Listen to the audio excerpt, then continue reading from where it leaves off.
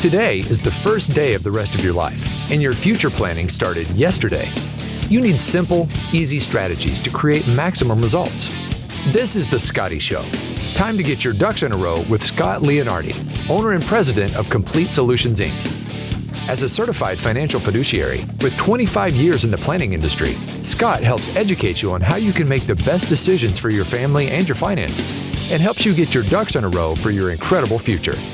Let's get started. Hello and welcome to The Scotty Show with Scott Leonardi. Scott, what is going on today? Hey, buddy. All kinds of wonderful stuff's going on today. How are you doing? I'm doing fantastic. Well, I'm excited to listen to what you have to say. This is a little bit different than a lot of your podcasts. I mean, most of your podcasts are a little different, but this one's on identity theft, and I think is that a little different as in good? Oh, yeah. I think it's a great one. Oh, okay. Yeah, this is a very, very good one. You're a little different, Scott. Yeah. I didn't say you're a little different. This topic's it's a little different. Yeah. Yeah, I think it's important, though, right? I mean, it's been on my mind a lot. It's actually happened to me recently, so I'm curious as to what you say. Yeah. Identity thefts really caused a huge problem, for a number of years. And I think it's just important people learn a little bit more about it and become educated, and then just take the steps to protect themselves. But you can't listen into the news media or see something online or read anything that you don't see some type of identity theft occurring and happening. So it's out there, very prevalent. But I think people don't know enough about it. Okay, so let me ask you your definition of identity theft. Yeah. Identity theft, the interesting thing about identity theft is a lot of times people think that, hey, listen, if somebody takes my credit card and they charge something on my credit card, is that identity theft? They're pretending to be you. Yeah. Well, actually, that's not correct. Yeah. If somebody takes your credit card and uses it, put a charge on it, see, that's theft. Oh, it's not identity theft. See, identity theft is when somebody creates something and becomes you. They open an account in your name. They actually fabricate something. Whether it's, we're going to talk about the different types of identity theft, but they're going to fabricate something to actually be you. They go out and start a credit card in your name, apply for a credit card in your name. Well, there you go. But just using your credit card, having a fraudulent charge on your card is not identity theft. And ironically, that happens all the time, right? So most people think they're a victim of identity theft just because of that. No, that's just theft. So that's kind of interesting. But let me ask you a couple questions here. See if you a little bit of an identity theft IQ, right? Oh boy. So just let me ask you a couple questions here. So first of all, how much financial loss is due to personal identity theft each year? Do you think? Just ballpark, approximately. $2 billion. $2 billion. Yeah, that's not even close. Yeah. How about $24.7 billion? Oh, yeah. Geez. So over almost $25 billion, and that's from the Bureau of Justice Statistics. Financial loss, almost $25 billion. Pretty crazy, right? Crazy. Yeah. How many people do you think fall victim to identity theft? Every year. Are we talking the U.S. or worldwide? Yeah, just U.S. Yeah, U.S. Yeah. U.S. 20 million. 10 million, over 10 million. These statistics are changing kind of on a consistent basis. So it's kind of important to kind of understand. And there's a lot of different terminologies out there talking about identity theft, but there's a concept called phishing, and that's not F, but it's Phishing. You ever heard of that? I have, yeah. Yeah. So that's when a scammer actually kind of tricks you into divulging some personal information, and that happens kind of all the time. Through telephone calls, through texts. I don't mean the state texts. I mean texts on your phone, right? Through emails, that kind of stuff, and it's just out there massively. So it's kind of important to understand that understanding the basics ideas of identity theft is kind of important. Yeah, absolutely. So if somebody takes your identity and does something, so I like I said, this actually happened to me recently. I began receiving mail from a bank that I'd never heard of, and there was an account opened in my name. And I had to go through the rigmarole of reporting it. I had to make a police report. I called the bank first to figure things out and put stops on my credit and all stuff. I'm sure it's stuff that you'll be speaking of, but that was just one incident. Are there different types of identity theft that you're going to be talking about? Yeah, you better believe it. There's really about 6 types of identity theft, and those include financial, money financial, Social Security identity theft, very prevalent. Medical identity theft fraud, that's becoming a big issue. That really kind of blossomed, when they started the Affordable Health Care Act. People call that Obamacare, Affordable Health Care Act. And that year, when that started, a medical identity theft fraud actually took the number 1 spot. You think about this one main governmental website, and the IRS is tying into this, and all your personal information is going into this. And I mean, thieves, had a celebration when we created that wonderful website to sign up for your affordable health care. So medical identity theft, character and criminal identity theft, big problem. Tax fraud, I'm sure you probably heard of that. And then also a big one is driver's license fraud. Really? Yeah. Wow. Yeah. So financial is pretty, kind of important to kind of understand, as we very well know. Somebody opens up an account, in your name, and they start trying to charge things, or they start, maybe they, they rent a house in your name, and all of a sudden they don't pay that rental, and now all of a sudden you get a judgment against you. You get some charges filed against you because you haven't paid the, the mortgage payment or the rental payment, and that's not even your house. So we kind of understand financial. Social Security fraud is very prevalent out there. Numerous people, matter of fact, in our agency, just about 3 months ago, we were helping a person actually sign up for their Social Security, start getting their Social Security benefits. And normally we could do that online fairly easy unless there's an issue. And of course, big flags came up when that happened. I said, well, this isn't very good. You're going to need to call because we can't get past these roadblocks here. Well, come to find out, somebody had actually filed for his Social Security and had been collecting on his Social Security for almost 2.5 years. Oh, my gosh. So here's a big problem with that. Here's this guy, this client's trying to get his retirement life started, right? He's trying to file for his benefits, leave his job, start that cash flow, the monthly income coming in. And of course, Social Security said, listen, we can't pay you. He said, what do you mean we can't pay me? So we can't pay you until we get this fixed. I mean, we've been paying you. He said, no, you haven't. Yes, we have. No, you haven't. It's like the beer commercial, tastes great, less filling, tastes great, less filling. Who wins in that situation? The Social Security, the government, right? Government, So it took almost 90 days to kind of get it even in place, and it's still kind of there, but they actually were able to actually start his checks. So Social Security fraud has become, just a monster problem out there today. Well, here's the thing is that, and I'm sure they had to go through fixing this, but as I've learned from you on previous podcasts, when you take Social Security, they took it, you said 2.5 years they've been paying it. They took it at a lower rate than the guy is going to be getting because he waited those 2.5 years. So they had to probably fix that, and they probably had to pay him, back for the 90 days delay that he couldn't, or I don't know how that all worked out, but boy, that would be a lot of hoops to jump through. Yeah, and you're just pretty accurate with what you're talking about. Remember when you take Social Security early, before your FRA, before your full retirement benefit, it's a reduction, and that's a permanent reduction typically for the rest of your life. So now we got a permanent reduction we got to fix, and it just was a complete nightmare. And we actually had one of our agents, been with me for years and years and years. He had the same exact problem about 4 years ago. Somebody actually filed his Social Security, and he's an insurance agent. He's a planner. So again, people can be susceptible to that, which is kind of crazy. Yeah. The next one we talk about is the medical identity theft. Like I said, it really took the number one spot in total identity thefts, during the year that the Affordable Health Care Act come out, right? So now medical identity theft is actually scary in two ways. The first way is somebody uses your information, and they use your health insurance, they use some type of a supplemental plan that you've got, and so they get something done based on using your medical information, correct, right? So the first problem with that is, you get a bill for something you didn't have done. So who's excited about that? Please pay us the $1,800 on your last surgery, and you're like, wait a minute, I've never had a surgery. Well, again, you call that medical, that medical place, that facility, and you say, well, that's not me. And they say, well, this is your Social Security number, right? Well, yeah. Well, this is your date of birth, right? And your last name is this, right? Yeah. Well, this is you. Pay your bill. Well, it wasn't me. Yes, it was. It wasn't me. Yes, it was. So now you got a big, huge problem in that scenario. So, but that's one part of the element that's kind of scary. The second part now is there's a thing called the MIB, Medical Information Bureau. So anytime you have a surgery, a procedure, take certain medications, that kind of stuff, doctors and facilities report to the MIB. So they keep track of medical information.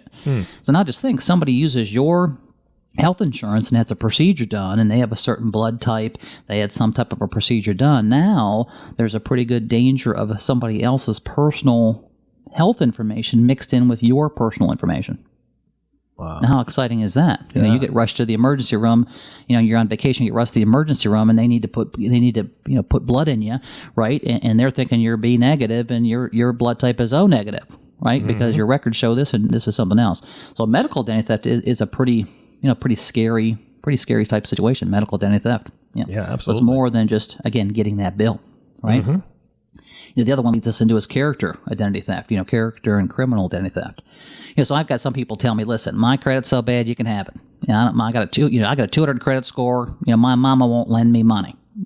Let's face it, if you got a 200 credit score, your mama shouldn't be lending you money, right? Yeah, exactly. That's a bad situation. So some people say, I don't care, I got a bad credit. Who cares? Let them have it, right? Well, here's the issue with character and criminal fraud. So somebody creates an identity in your name, right? A state ID or fake a driver's license or whatever. They go out and commit a crime using your identity, and now that identity is left there, or somebody sees that identity at this crime. Mm-hmm. Do you think you'd have some explaining to do? Oh, yeah, absolutely. Absolutely right. So it doesn't matter if you got a poor credit score, you can still be affected by, identity theft, character, criminal, somebody actually using your information to get that information going on. Ironically, the worst of the worst, the worst of the worst thieves out there, we all remember the horrific tragedy, of 9/11, right? Mm-hmm. September, the terrorist attack. Ironically, 19 hijackers used 364 aliases to obtain 26 different state-issued DMV identification documents. So think how scary this is. Some terrorist uses some of your information and creates a persona based on you or partially used. Now all of a sudden something occurs. Do you think you have some issues? Do you think you have some explaining to do? Yeah. Wow. How do you explain that wasn't me? Matter of fact, the Washington Post had an article when that happened, and they reported that a Great Britain man, he was actually suspected of training for the terrorists. He actually used the Social Security number of a New Jersey woman who died in 1991. Mm. So I guess the person that passed away, she doesn't worry much because obviously she's gone, but what about her family? Yeah. Right? And what if they'd use a Social Security number of somebody who was actually alive? Mm-hmm. So character criminal fraud is a big, scary issue. I don't care if you have poor credit or you think you're completely protected. Listen, somebody can grab a hold of your information on that and cause a pretty serious type issue, right? Yeah, and of course, just like Social Security, just like medical, they have to go off of data. Yeah. The police, they're going to go off of data. If they pull me over and I have a warrant, out of Alabama, and I have not been to Alabama, I've got a problem, right? Because all they know is that I've got a warrant. It's me. It's my date of birth. It's my name, so on and so forth. And it's not like it's their fault. It's, they're doing their job. And so yeah, that police officer, he doesn't care. His job is to get you. Exactly. Let the judge figure it out. Let the court systems figure it out. So all you're going to hear is click, click, like your head. Exactly. You're getting in the back of the squad car. You're heading to jail. So you got an identity theft issue and now a criminal issue, which is kind of crazy. In today's society, we always say, you're innocent until proven guilty. Right, right. So that's the criminal aspect. You're innocent until proven guilty. But here's the deal with identity theft: you're guilty until you prove it wasn't you. Yeah, absolutely. Right, because everything's pointing to you. Right, and of course that leads us into tax fraud. We all love our tax return, right? If you're getting a tax return, you love it. If you owe money, you don't love that. But that tax return. So again, same person is thinks, I don't care. My credit's terrible. Who cares? Or I'm protected. I shred. I do all that stuff. Well, guess what? There's a huge amount of tax fraud that goes on. So now if somebody files a tax return, they get your tax refund. You're waiting for that check. You call the IRS and say, hey, where's my money? And they say, well, you cashed that check 9 months ago. Again, how do you get into that situation? How do you kind of explain that? Yeah. Right? Causes some pretty horrific type situations. And of course, that leads right into my last one, driver's license fraud. Again, it doesn't matter if you've got great credit. You could have poor credit. Now, all of a sudden, you have a driver's license issue, right? So somebody takes your information.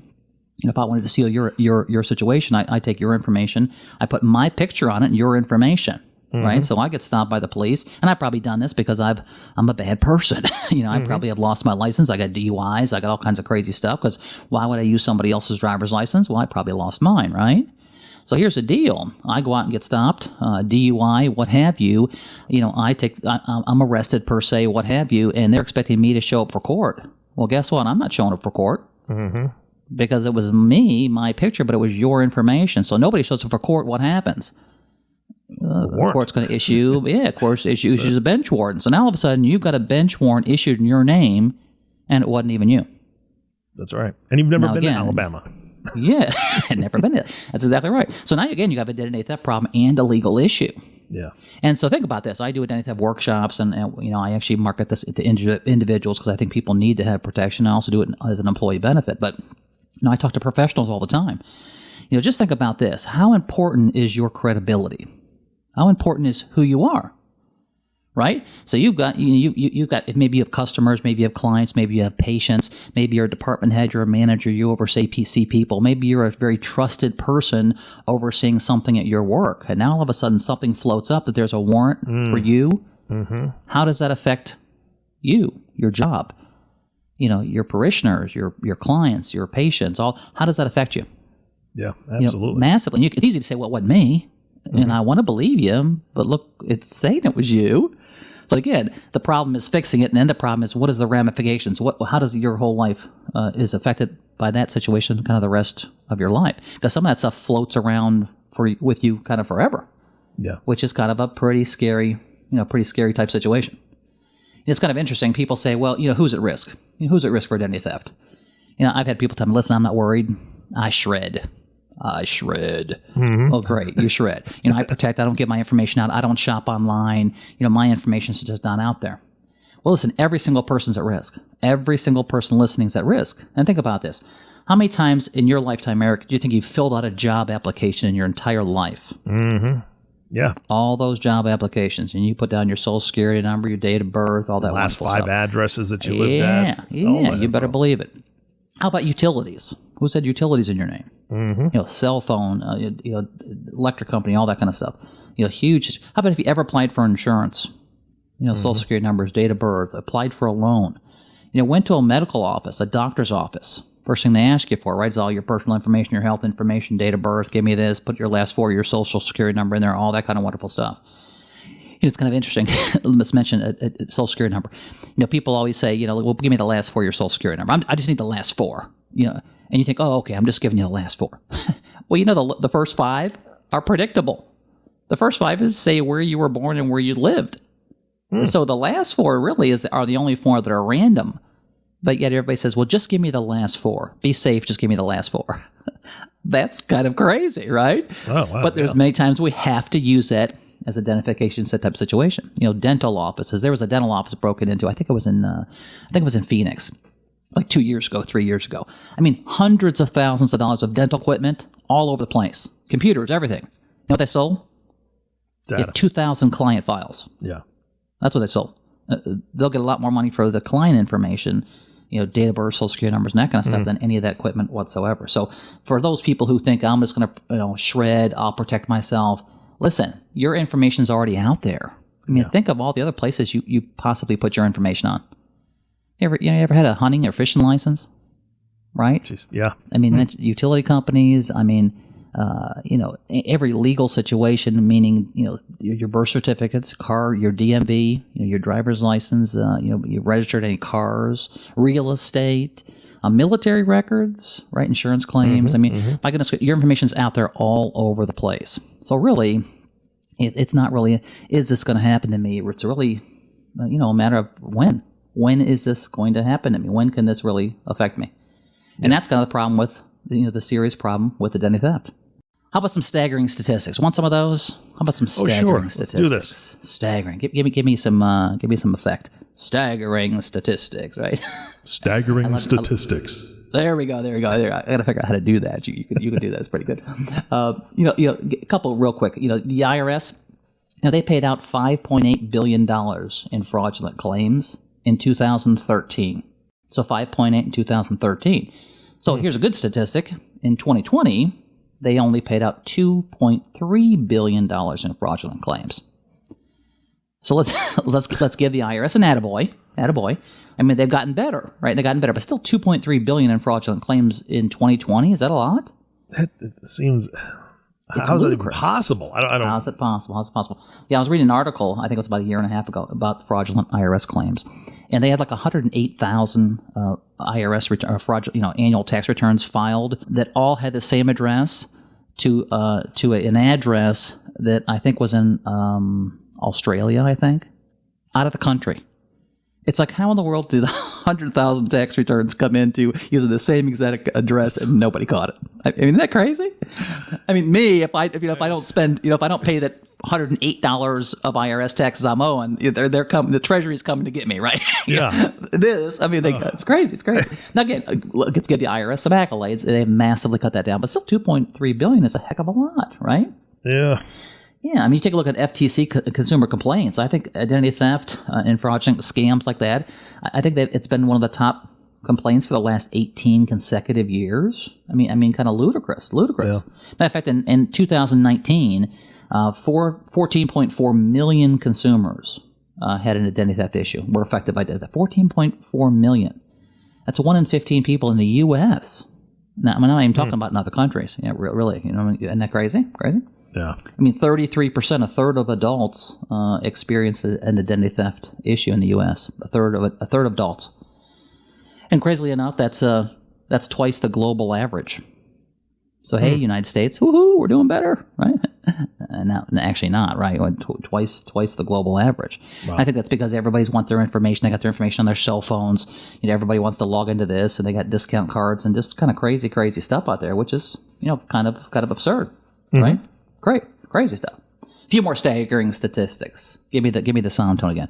Staggering statistics. Statistics. I love that.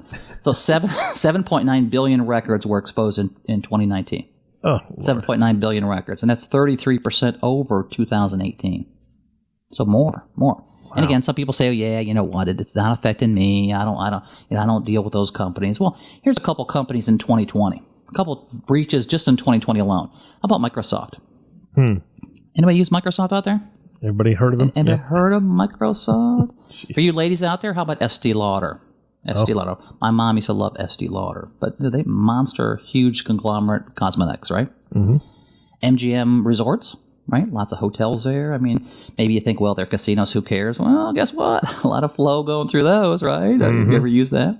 How about this little tiny group called Facebook? Yeah, absolutely. Yeah, how about Zoom in 2020? Oh, that's right. Zoom had a breach. Zoom.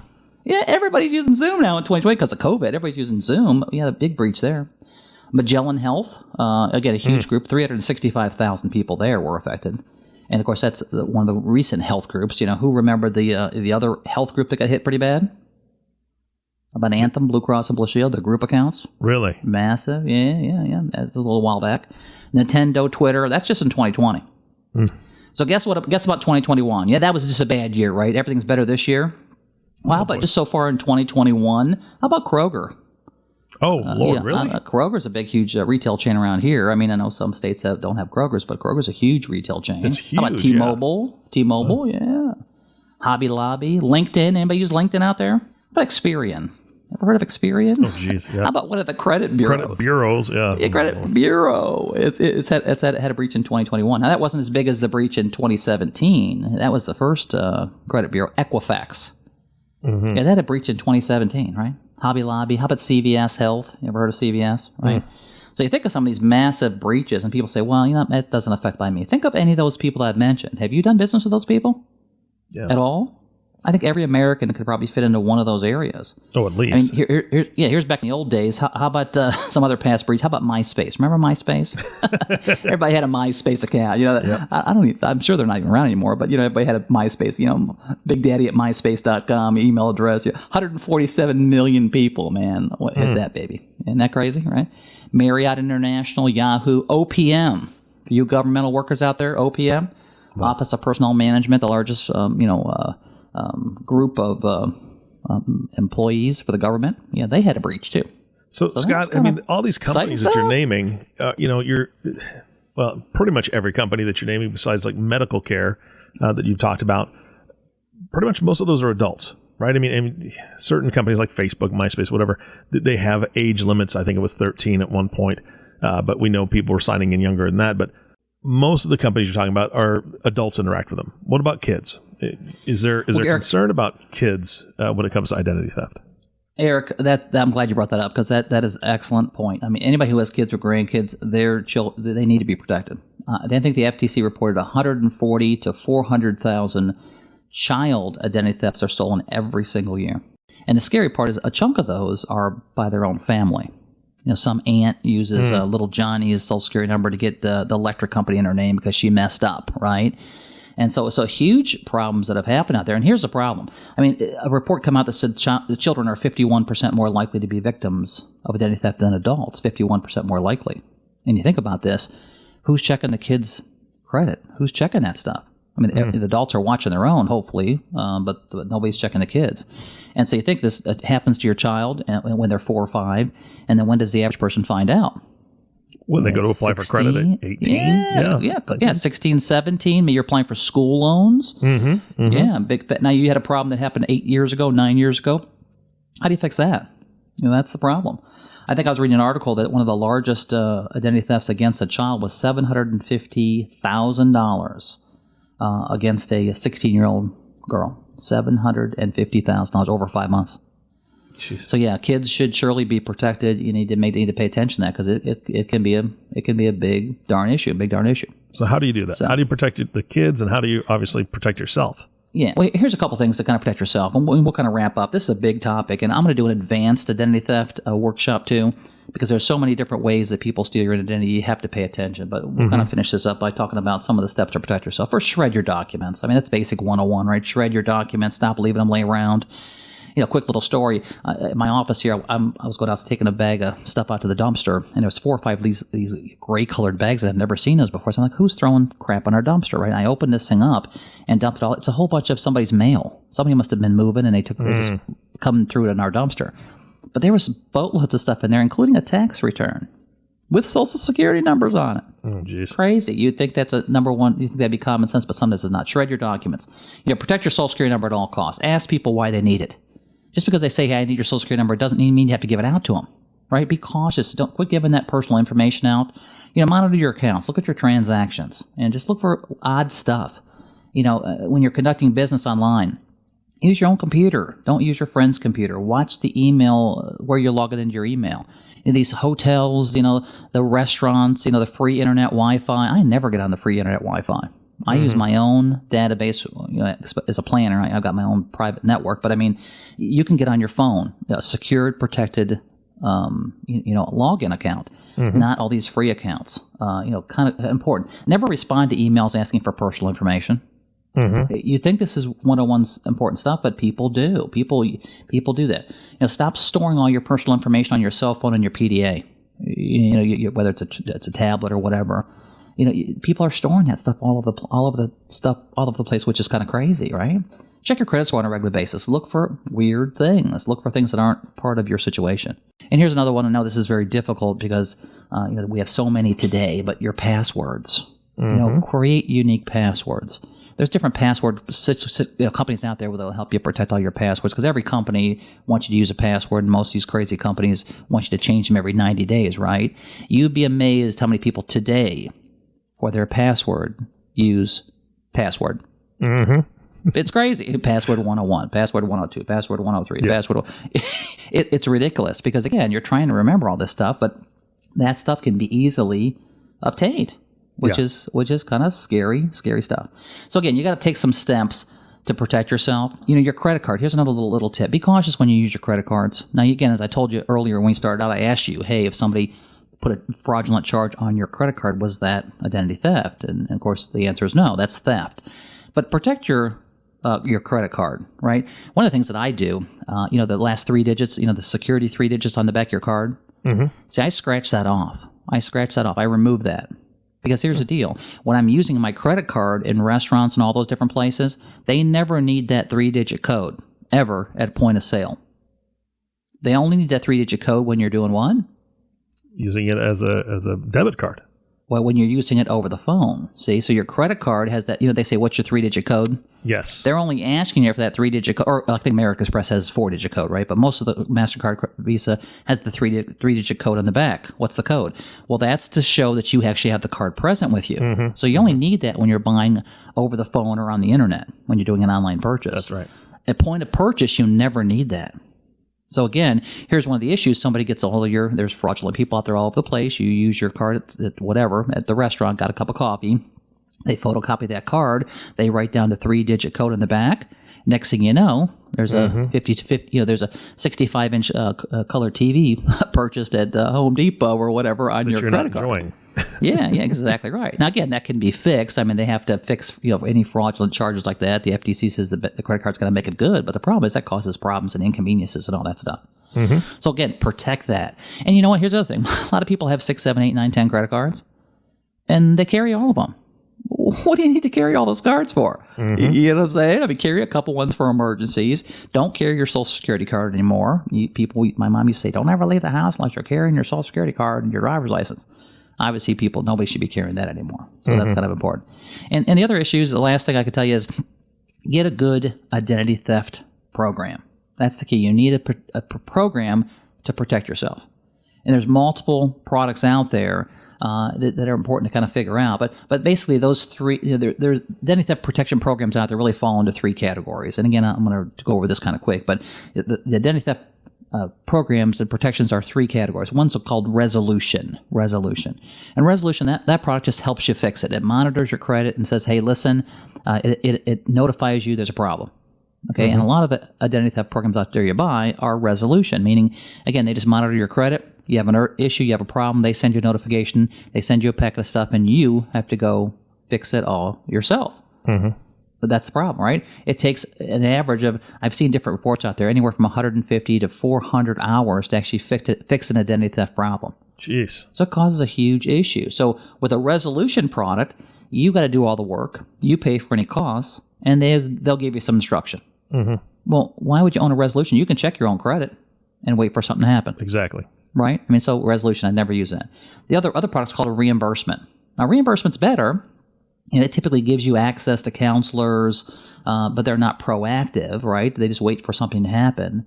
But the problem with reimbursement, a lot of times this is attached to a bank account. This is attached to your homeowner's insurance. A lot of times you might have a little plan on your homeowner's insurance. But the problem is if it's a reimbursement, that means you have a problem, you have an issue, you go do all the work, you pay for it, keep all your receipts, submit them to the company, and hopefully those receipts fall in the category of getting reimbursed.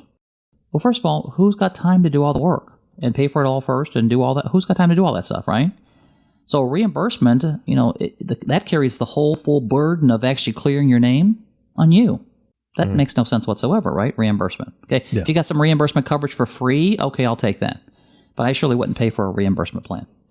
The last one's called restoration. That's the best option. A restoration plan actually fixes the problem for you. So it monitors, and then actually when you have an issue, you have a problem, they step in and actually fix the stuff for you.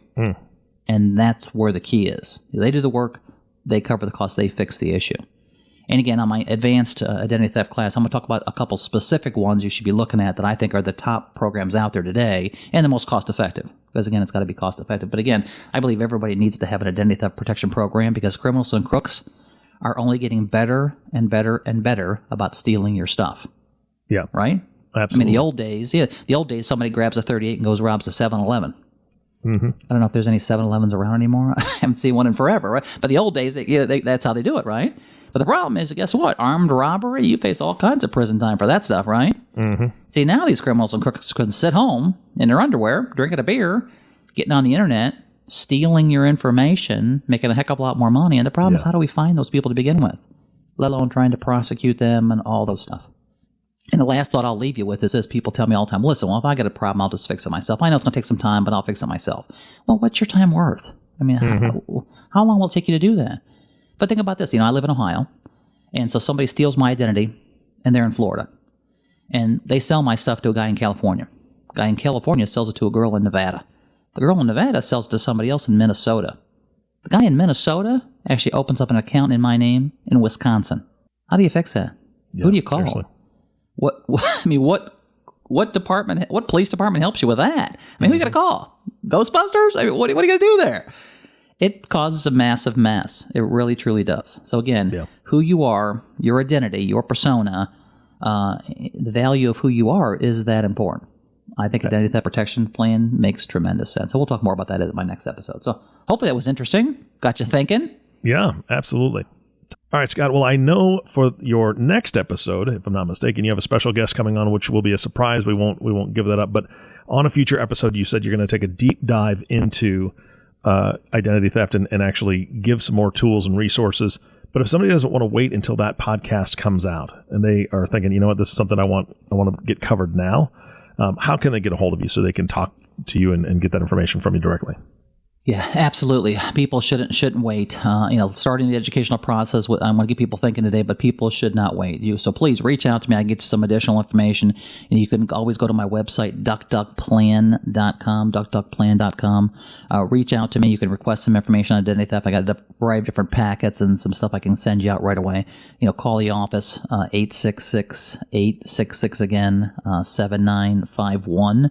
And that number is on the website also. Or you can actually even book a time to talk to me. From my website, you can book it, or you can just go to letstalkscott.com. And you can actually just pick a time whenever it's convenient for you on my schedule and just book a telephone call with me, and we can talk through some of this stuff. So absolutely, don't wait. People need to be protected. Perfect. All right, Scott, thank you so much for your time today. Always great information. I learned a lot, and I don't mind being wrong on some of those answers because I know you're there to correct me. As long as I'm not wrong. That's right. But I'm wrong sometimes too. At least I think I was wrong once, but I think I was mistaken. Yeah, you're 12. That's fine. That's right. That's right. All right. Thank you again, Scott. And of course, our last thank you always goes to you, listening audience. Thank you so much for tuning in and listening to The Scotty Show with Scott Leonardi. If you have not subscribed to the podcast yet, please click the subscribe now button below. This way, when Scott comes out with a new podcast, it'll show up directly on your listening device. This makes it much easier to share these podcasts with your friends and family. Again, thanks so much for listening today. For everyone at Complete Solutions, this is Eric Johnson reminding you, it's time to get your ducks in a row. Thank you for listening to The Scotty Show. Remember, today is the first day of the rest of your life. Live life like it's your job. Click the subscribe button below to be notified when new episodes become available. The information covered and posted represents the views and opinions of the guest and does not necessarily represent the views or opinions of Complete Solutions, Inc. The content has been made available for informational and educational purposes only. The content is not intended to be a substitute for professional investing advice, tax advice, or legal advice. Always seek the advice of your financial advisor or other qualified financial service provider with any questions you may have regarding your investment planning.